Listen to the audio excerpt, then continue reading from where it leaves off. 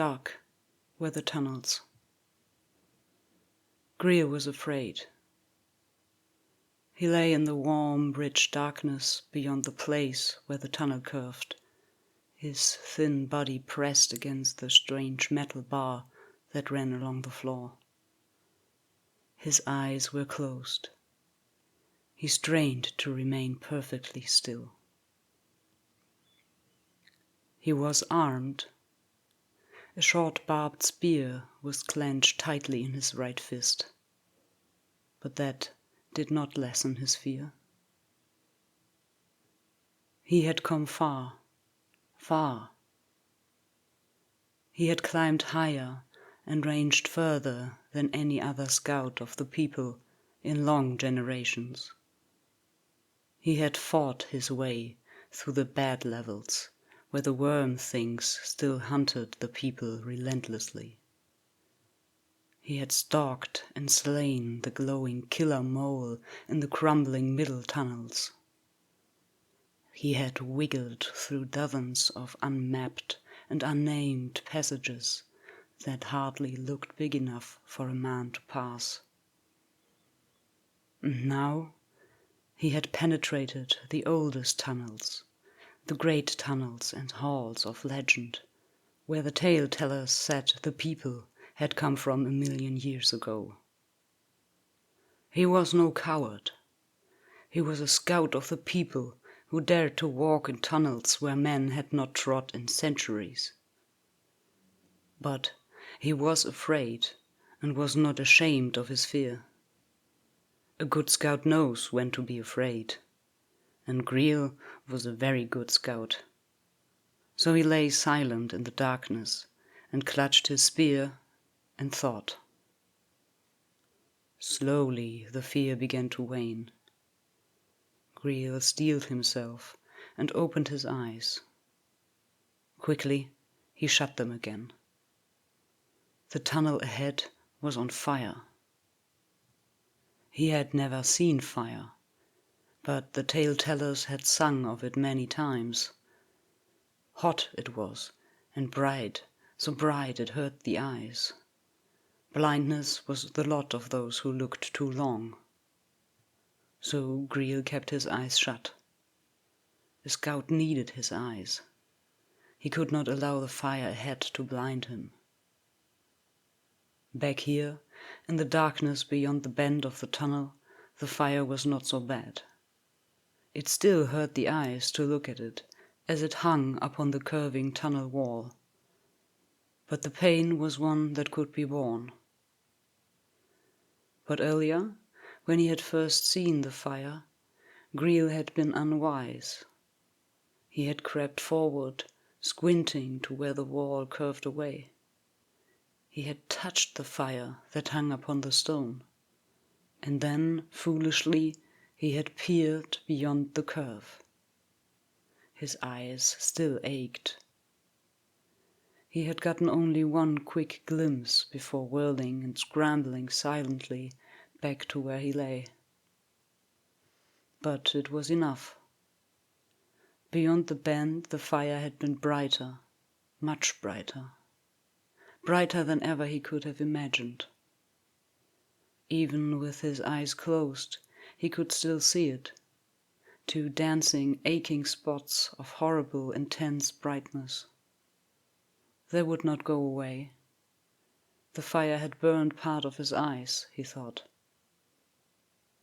But still, when he had touched the fire that hung upon the wall, it had not been like the fire of which the tale-tellers sing. The stone had felt like all other stone, cool and a little damp. Fire was hot, the tale-tellers said. But the fire on the stone had not been hot to the touch.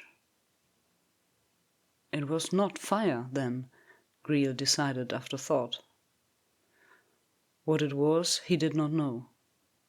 But it could not be fire if it was not hot.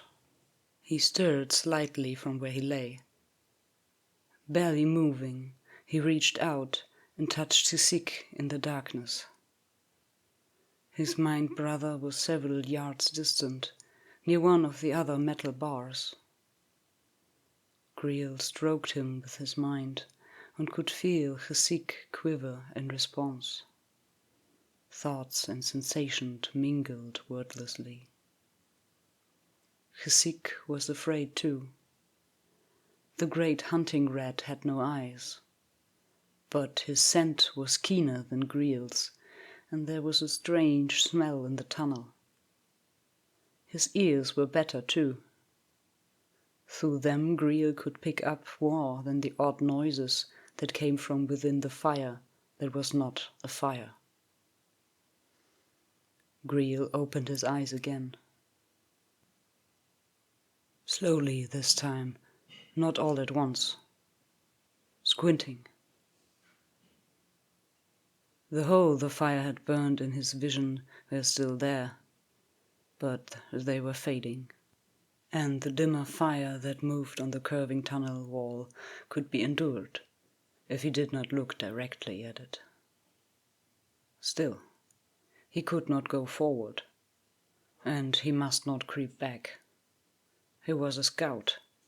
He had a duty. He reached out to Gesik again. The hunting rat had run with him since birth. He had never failed him. He would not fail him now. The rat had no eyes that could be burned, but his ears and his nose would tell Griel what he must know about the thing beyond the curve. Gesik felt the command more than he heard it. He crept forward, slowly, towards the fire. A treasure house. Clifonetto's voice was thick with admiration. The layer of protective grease smeared onto his face could hardly hide the grin. Von der Stadt looked doubtful. Not just his face, but his whole body radiated doubt. Both men were dressed alike, in featureless grey coveralls woven of a heavy metallic cloth. But they could never be mistaken. Von der Stadt was unique in his ability to express doubt while remaining absolutely still. When he moved or spoke, he underlined the impression, as he did now. Some treasure house, he said simply. It was enough to annoy Clifonetto. He frowned slightly at his larger companion. No, I mean it, he said. The beam from his heavily flashlight sliced through the thick darkness and played up and down one of the rust-eaten steel pillars that stretched from the platform to the roof. Look at that, Clifonetto said. Von der Stadt looked doubtful at it. I see it, he said. So, where's the treasure? Clifonetto continued to move his beam up and down. That's the treasure, he said.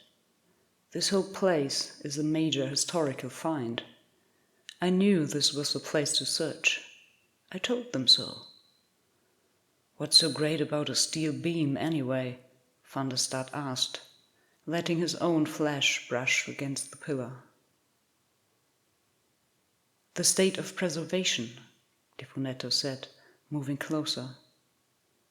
Most everything above ground is radioactive slag, even now.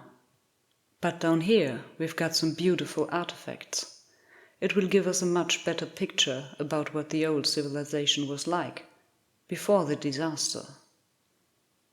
We know what the old civilization was like, Van der Stadt protested. We've got tapes, books, films, everything. All sorts of things. The war didn't even touch Luna.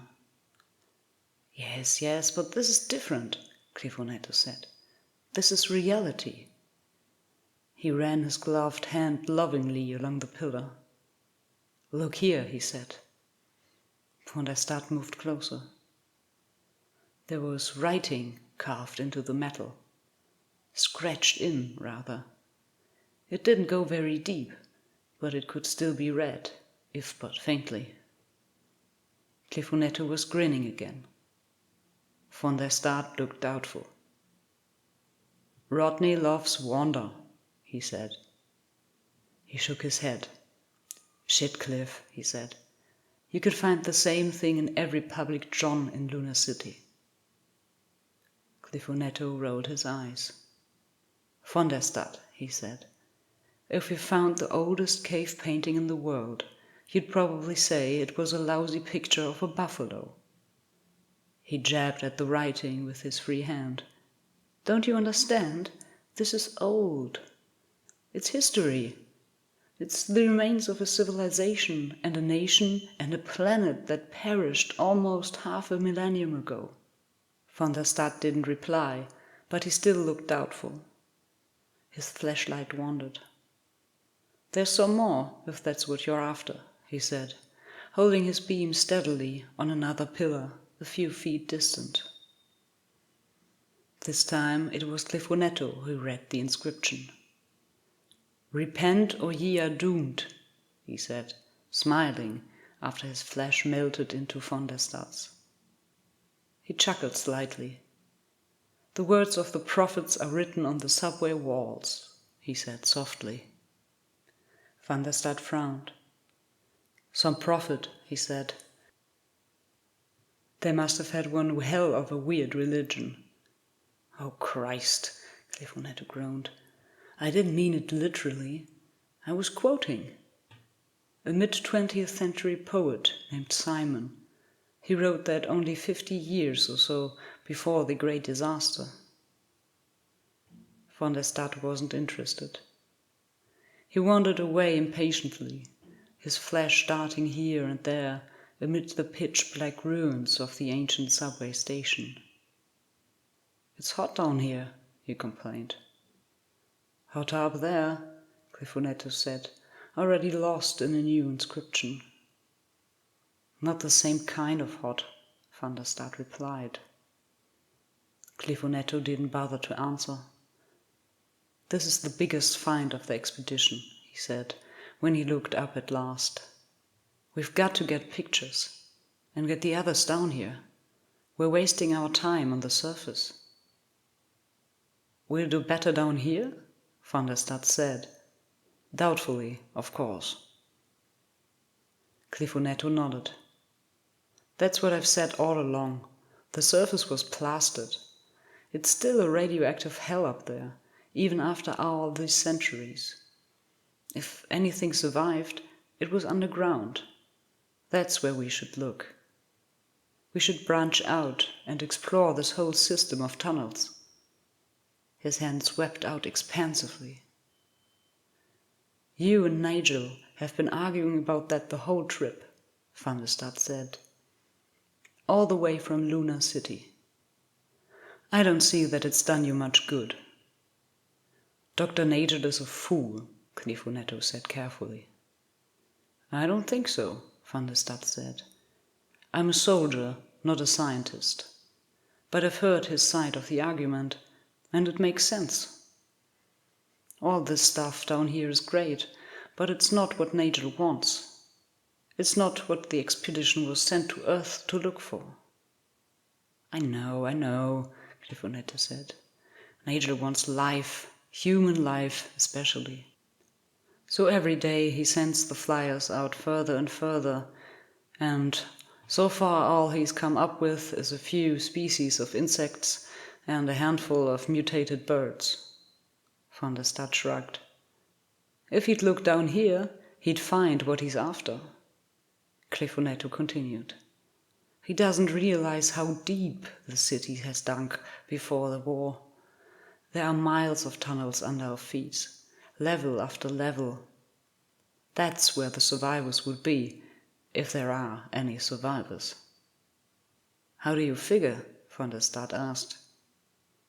"Look, when war hit, the only ones to live through it would be those down in deep shelters, or in the tunnels beneath the cities. The radioactivity would have prevented them from coming up for years. Hell, the surface still isn't very attractive. They'd be trapped down here. They'd adjust. After a few generations, they wouldn't want to come up. But Van der Staat's attention had wandered, and he was hardly listening anymore. He had walked to the edge of the platform and was staring down onto the tracks.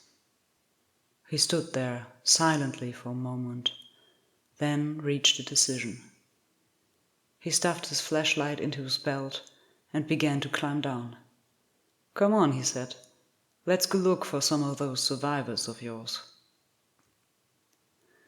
Gesik stayed close to the metal bar as he edged forward. It helped to hide him and kept away the fire, so he moved in the little band of almost darkness. Hugging it as best he could, he crept silently around the curve and halted. Through him Greel watched with the rat's ears and with his nose. The fire was talking. There were two scents, alike but not the same, and there were two voices, just as there had been two fires. The bright things that had burned Greel's eyes were living creatures of some sort. Greel listened. The sounds Gesik heard so clearly were words, a language of some sort. Greel was sure of that. He knew the difference between the roars and grunts of animals and the patterns of speech. But the fire things were talking in a language he did not know. The sounds meant no more to him than to Gesik, who replayed them. He concentrated on the scent. It was strange, unlike anything he had encountered before. But somehow it felt like a man scent, though it could not be that. Greel thought. An almost man scent. And words. Could it be that the fire things were men? They would be strange men, much unlike the people. But the tale-tellers sung of men in ancient times that had strange powers and forms. Might not these be such men? Here, in the oldest tunnels, where the legend said the old ones had created the people, might not such men still dwell here? Yes. Greel stirred. He moved slowly from where he lay, raising himself to a crouching position to squint at the curve ahead. A silent snap brought Gesik back to safety from the fiery tunnel beyond the curve. There was one way to make sure, Greel thought. Trembling, he reached out cautiously with his mind. Van der Staat had adapted to Earth's gravity a lot more successful than Clifonetto. He reached the floor of the tunnel quickly and waited impatiently while his companion climbed down from the platform. Clifonetto let himself drop the last foot or so and landed with a thud. He looked up at the platform apprehensively. "I just hope I can make it back up," he said. Van der Staat shrugged. "You were the one who wanted to explore all the tunnels." "Yes," said Clifonetto, shifting his gaze from the platform to look around him. "And I still do. Down here, in these tunnels, are the answers we're seeking." "That's your theory, anyway," Van der Staat said. He looked in both directions, chose one at random, and moved forward, his flashlight beam spearing out before him. Clifonetto followed a half step behind. The tunnel they entered was long, straight, and empty. "Tell me," Van der Staat said in an offhand manner as they walked, "even if your survivors did make it through the war and shelters, wouldn't they have been forced to surface eventually to survive? I mean, How could anyone actually live down here? He looked around the tunnel with obvious distaste. Have you been taking lessons from nature or something? Clifonetto replied. I've heard that so often I'm sick of it. I admit it would be difficult, but not impossible. At first there would be access to large stores of canned goods. A lot of that stuff was kept in basements. You could get to it by tunneling. Later, you could raise food. There are plants that will grow without light. And there would be insects and burrowing animals too, I imagine. A diet of bugs and mushrooms. It doesn't sound too healthy to me. Clifonetto stopped suddenly, not bothering to reply. Look there, he said, pointing with his flashlight. The beam played over a jagged break in the tunnel wall. It looked as though someone had smashed through the stone a long time ago. Van der Stad's flash joined Clifonetto's to light the area better. There was a passage descending from the break. Clifonetto moved towards it with a start. What the hell do you say to this, Van der Stad? He asked, grinning. He stuck head and flashlight into the crude tunnel, but re-emerged quickly. Not much there, he said. The passage is carved in after a few feet. But still, it confirms what I've been saying. Van der Stad looked vaguely uneasy. His free hand drifted to the holstered pistol at his side. I don't know, he said.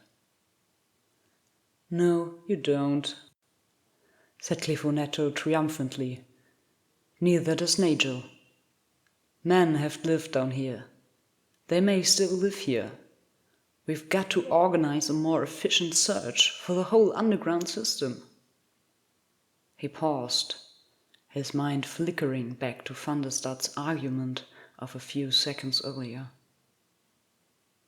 As for your bugs and mushrooms, men can learn to live on a lot of things. Men adapt. If men survived the war, and this says they did, then they survived the aftermath, I wager. Maybe, Van der Stad said. I can't say what you are so hot on discovering survivors for anyway, though, I mean, the expedition is important and all that. We've got to re-establish spaceflight, and this is a good test for our new hardware. And I guess your scientists can pick up some good stuff from the museums. But humans? What did Earth ever give us beside the Great Famine? Clifonetto smiled tolerantly. It's because of the Great Famine that we want to find humans, he said. He paused. We've got enough to entice even Nigel now. Let's head back. He started walking back in the direction they had come and resumed talking. The Great Famine was an unavoidable result of the war on Earth, he said. When supplies stopped coming, there was absolutely no way to keep all the people in the lunar colony alive. 90% starved. Luna could be made self-sufficient, but only with a very small population. That's what happened. The population adjusted itself.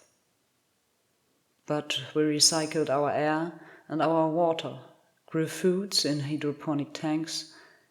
We struggled, but we survived and began to rebuild. But we lost a lot. Too many people died.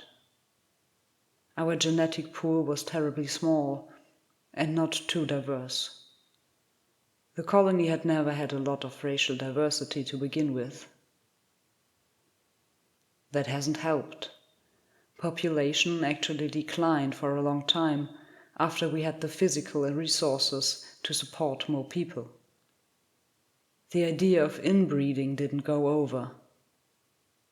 Now population's going up again, but slowly. We're stagnant, Van der Staat. It's taken us nearly 5 centuries to get space travel going again, for example, and we still haven't duplicated many of the things they had back on Earth before the disaster. Van der Staat frowned. Stagnant's a strong word, he said. I think we've done pretty good. Grifonetto dismissed the comment with a wave of his flashlight. Pretty good, he said. Not good enough. We're not going anywhere. There's so damn few changes, so little in the way of new ideas. We need fresh viewpoints, fresh genetic stock. We need the stimulation of contact with a foreign culture. Survivors would give us that. After all Earth has been through, that had to have changed in some ways. And they'd be proof that human life can still flourish on Earth. That's crucial if you're going to establish a colony here. The last point was tacked on, almost as an afterthought, but caught Van der Staat's approval. He nodded gravely. They had reached the station again. Grifonetto headed straight for the platform. Come on, he said. Let's get back to base. I can't wait to see Nigel's face drop when I tell him what we found. They were men. Greel was almost sure of it. The texture of their minds was curious, but manlike. Greel was a strong mind-mingler. He knew the coarse, dim feel of an animal's mind, the obscene shadows that were the thoughts of the worm things, and he knew the minds of men. They were men. Yet there was a strangeness. Mind-mingling was true communication, only with a mind-brother. But always it was a sharing with other men. A dark and murky sharing, full of clouds and flavors and smells and emotions. But a sharing. Here there was no sharing. Here it was like mind-mingling with a lower animal. Touch, feel, stroke, savor. All that a strong mind-mingler could do with an animal. But never would he feel a response. Men and mind-brothers responded. Animals did not. These men did not respond. These strange firemen had minds that were silent and crippled. In the darkness of the tunnel, Greel straightened from his crouch. The fire had faded suddenly from the wall. The men were going away, down the tunnel, away from him. The fire went with them. He edged forward slowly, Gisik at his side, spear in hand. Distant made mind-mingling difficult. He must keep them in range. He must find out more. He was a scout. He had a duty. His mind crept out again, to taste the flavor of the other minds. He had to be sure. Their thoughts moved around him. Swirling chaos shot through with streaks of brightness and emotions and dancing, half-seen concepts. Greel understood little, but here he recognized something, and there something else came to him.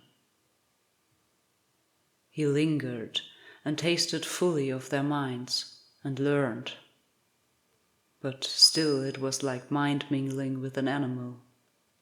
He could not make himself felt. He could not get an answer. Still they moved away, and their thoughts dimmed, and the mind-mingling became harder. Greel advanced. He hesitated when he got to the place where the tunnel curved. But he knew he must go on. He was a scout. He lowered himself to the floor, squinted, and moved around the curve on hands and feet. Beyond the curve, he started and gasped.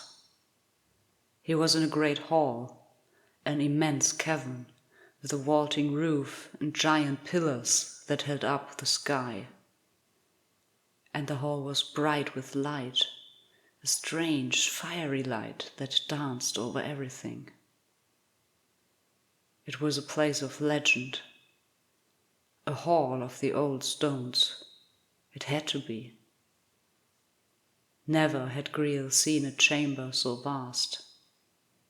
And he and all of the people had wandered furthest and climbed highest.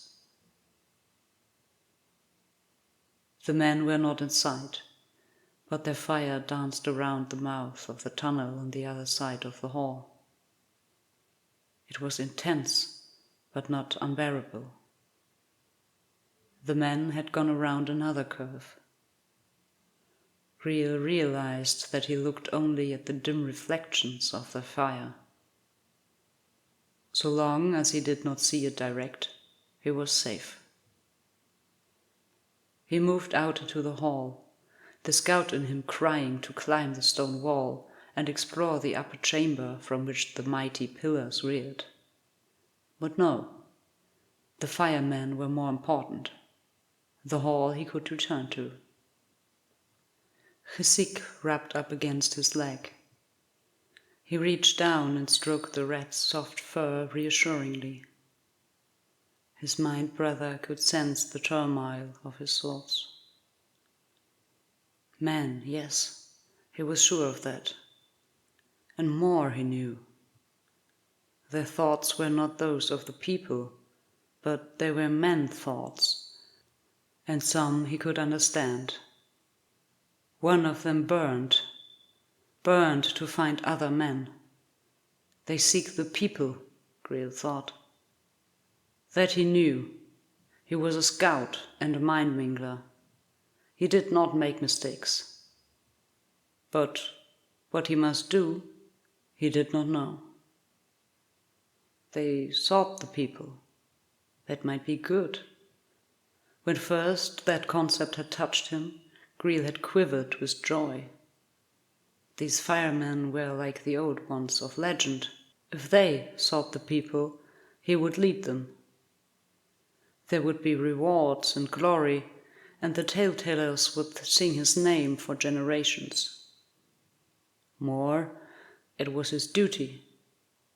Things went not well with the people in recent generations. The time of good had ended with the coming of the worm-things who had driven the people from tunnel after tunnel. Even now, below his feet, the fight went on, still in bad levels and the tunnels of the people. And Greel knew the people were losing. It was slow, but certain. The worm-things were new to the people.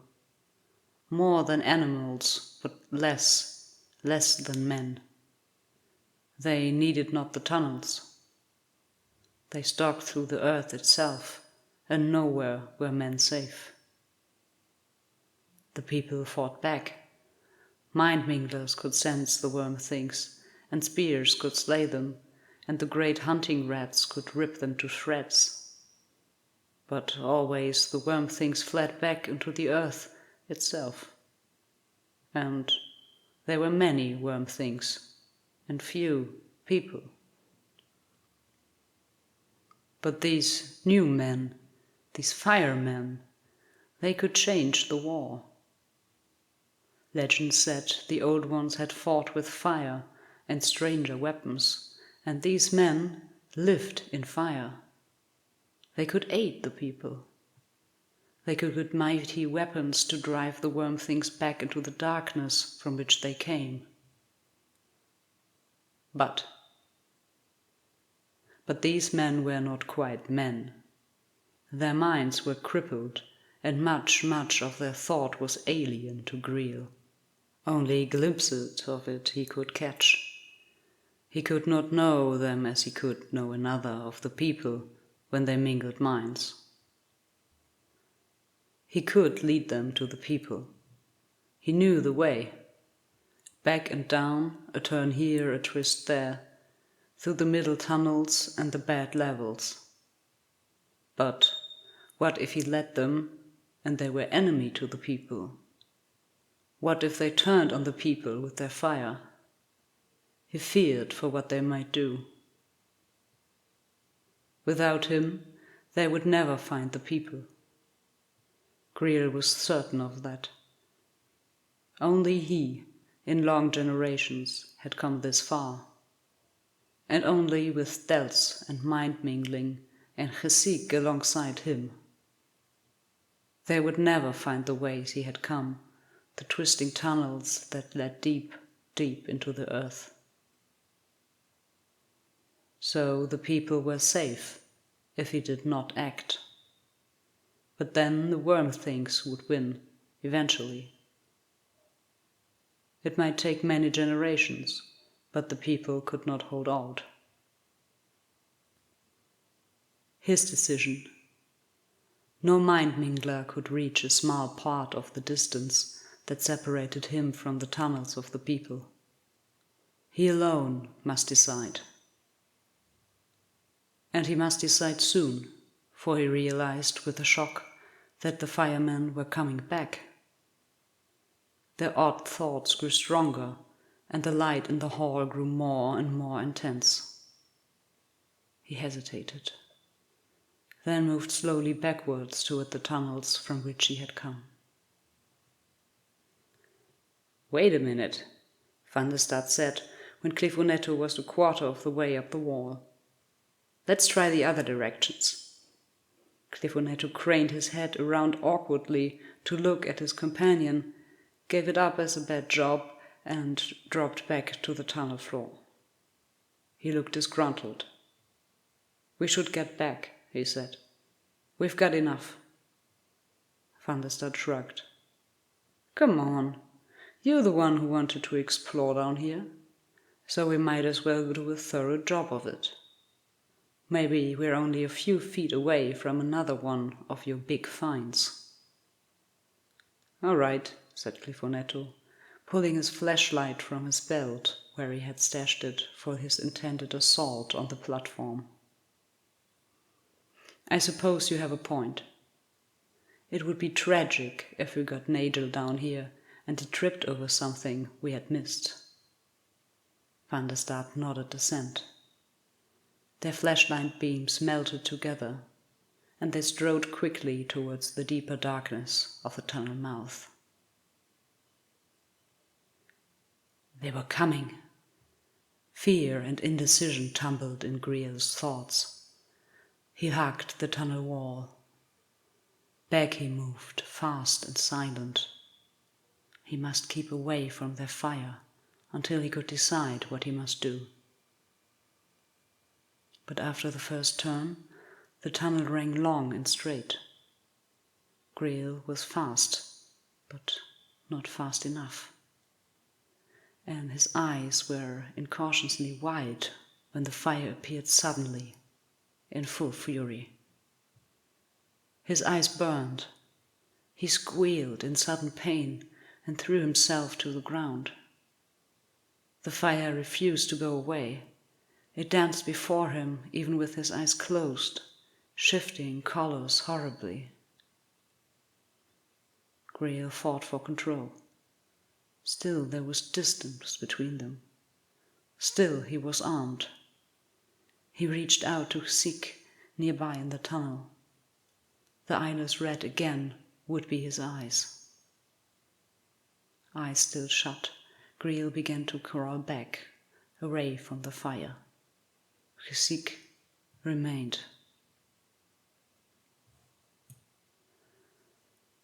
"What the hell was that?" Van der Staat's whispered question hung in the air for an instant. He was frozen where he had rounded the curve. Clifonetto, by his side, had also stopped dead at the sound. The scientist looked puzzled.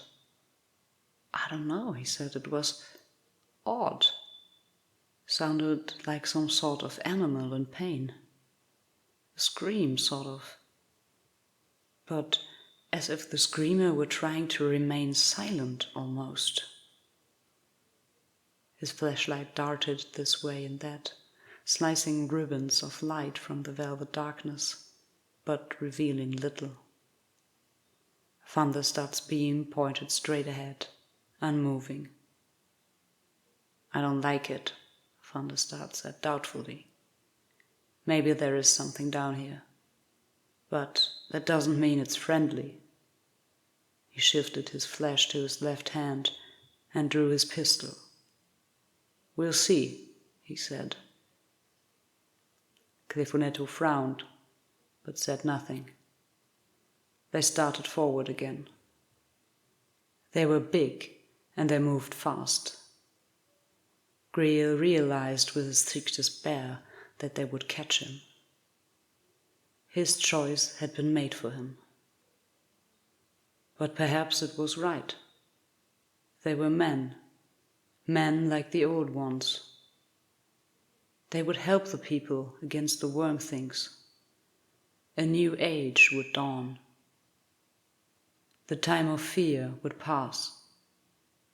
The horror would fade. The old glories of which the tale-tellers sing would return, and once again the people would build great halls and mighty tunnels. Yes, they had decided for him, but the decision was right. It was the only decision. Men must meet men, and together they would face the worm things.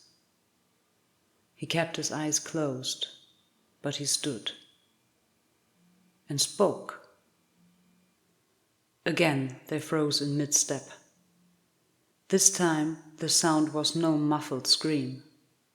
It was a soft, almost hissing, but it was too clear to be misunderstood. Both flash beams swung wildly now, for seconds. Then one froze. The other hesitated, then joined it. Together they formed a pool of light against a distant part of the tunnel wall. And in the pool stood what? "My God," said Thunderstud. "Cuff, tell me what it is, quick, before I shoot it." "Don't," Clifonetto replied. "It isn't moving." "But what?" "I don't know." The scientist's voice had a strange, uncertain quiver in it. The creature in the pool of light was small, barely over 4 feet. Small and sickening. There was something vaguely man-like about it, but the proportion of the limbs were all wrong, and the hands and feet were grotesquely malformed. And the skin was a sickly, maggoty white. But the face was the worst. Large, out of proportion to the body. Yet the mouth and nose could hardly be seen. The head was all eyes. 2 great, immense, grotesque eyes, now safely hidden by lids of dead white skin. Thunderstud was rock steady, but Clifonetto shook a bit as he looked at it. Yet he spoke first. "Look," he said, his voice soft. "In its hand, I think that's a tool." Silence. Long, strained silence. Then Clifonetto spoke again. His voice was hoarse. "I think that's a man." Greil burned. The fire had caught him. Even shut tight, his eyes ached, and he knew the horror that lurked outside if he opened them. And the fire had caught him. His skin itched strangely and hurt. Worse and worse it hurt. Yet he did not still. He was a scout. He had a duty. He endured, while his mind mingled with those of the others. And there, in their minds, he saw fear, but checked fear.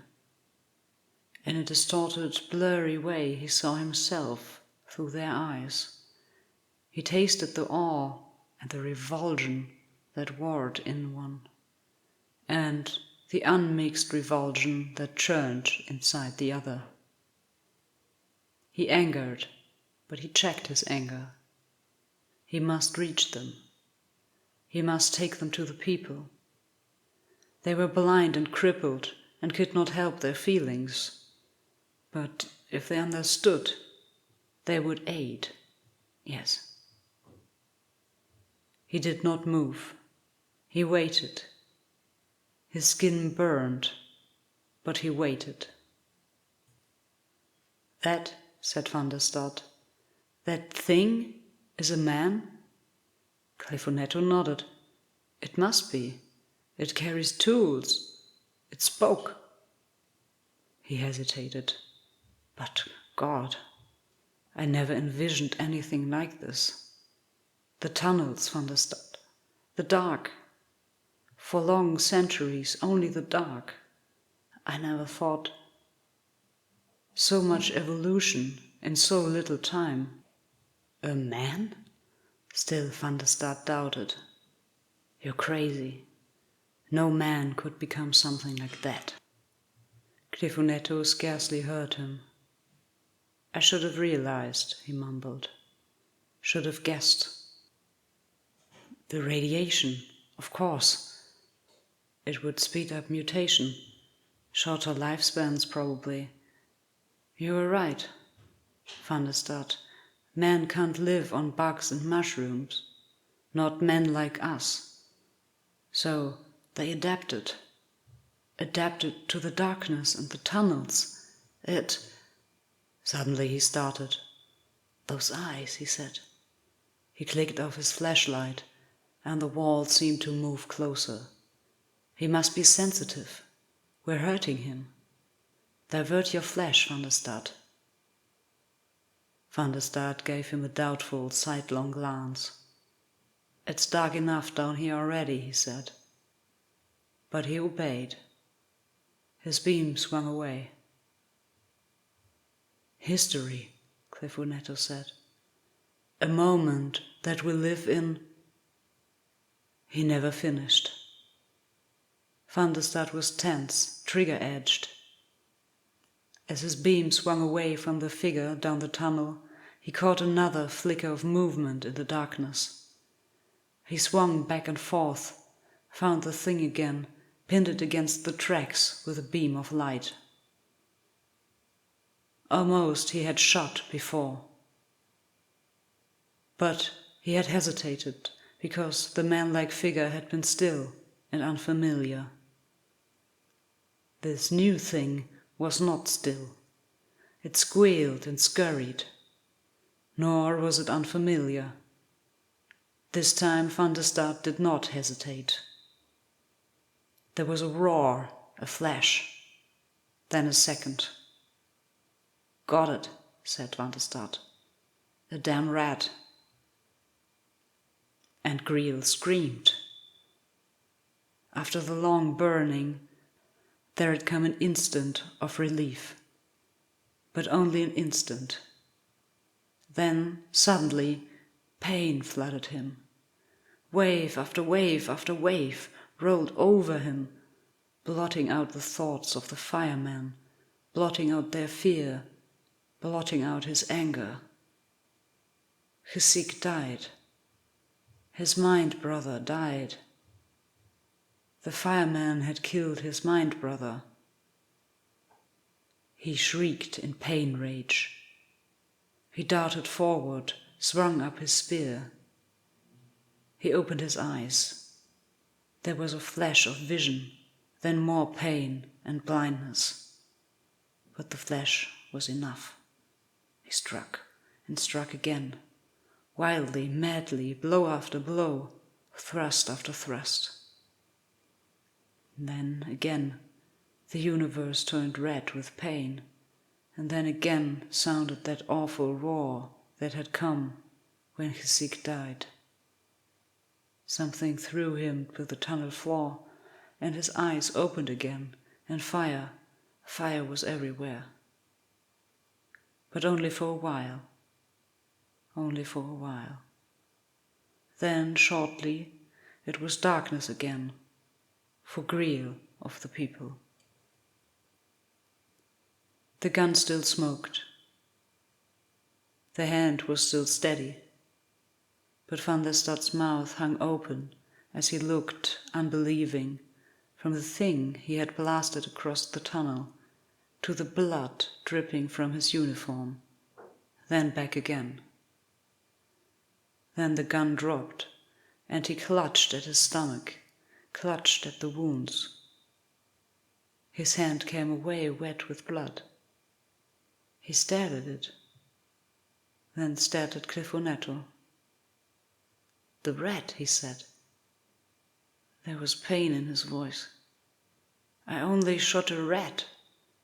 It was going for him. Why, Cliff? And he fell, heavily. His flashlight shattered and went dark. There was a long fumbling in the blackness. Then, at last, Clifonetto's light winked on, and the Asian scientist knelt beside his companion. "Fawn," he said, tugging at the uniform. "Are you all right?" He ripped away the fabric to expose the torn flesh. Van der Stad was mumbling. "I didn't even see him coming. I took my light away, like you said, Cliff. Why? I wasn't going to shoot him, not if he was a man. I only shot a rat. Only a rat. It was going for him too." Clifonetto, he had stood paralyzed through everything, nodded. "It wasn't your fault, Fawn. But you must have scared him. You need treating now, though. He hurt you bad. Can you make it back to camp?" He didn't wait for an answer. He slipped his arm under Van der Stad's and lifted him to his feet, began to walk him down the tunnel, praying they could make it back to the platform. "I only shot a rat," Van der Stad kept saying over and over in a dazed voice. "Don't worry," said Clifonetto. "It won't matter. We'll find others. We'll search the whole subway system if we have to. We'll find them." Only a rat. Only a rat. They reached the platform.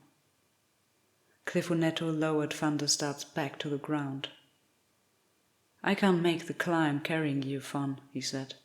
"I'll have to leave you here. Go for help." He straightened, hung the flash from his belt. "Only a rat," Van der Stad said again.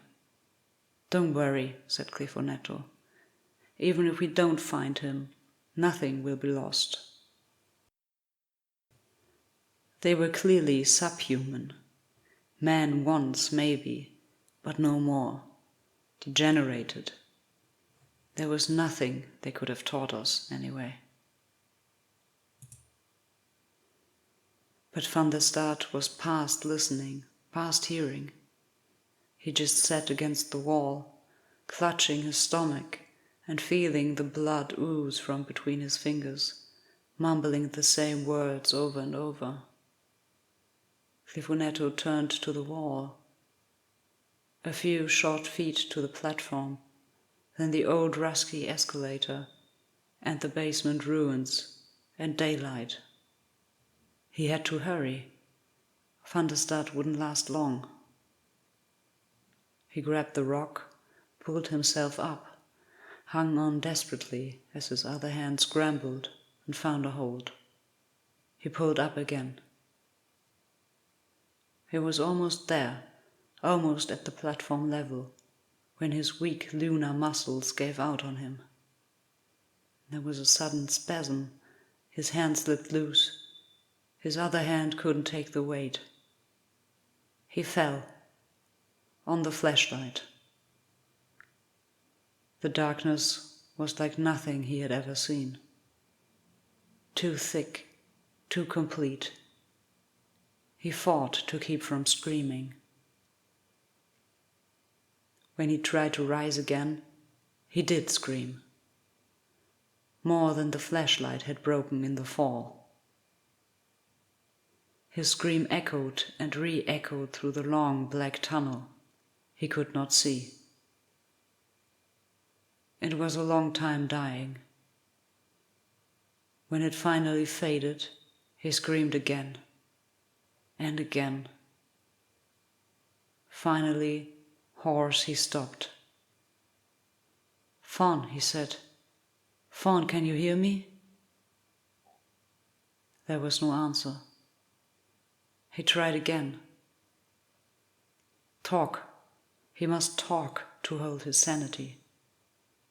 The darkness was all around him, and he could almost hear soft movement a few feet away. Van der Stad giggled, sounding infinitely far away. "It was only a rat," he said. "Only a rat." Silence. Then softly, Clifoneto said, "Yes, Fawn. Yes. It was only a rat. It was only a rat. It was only a rat."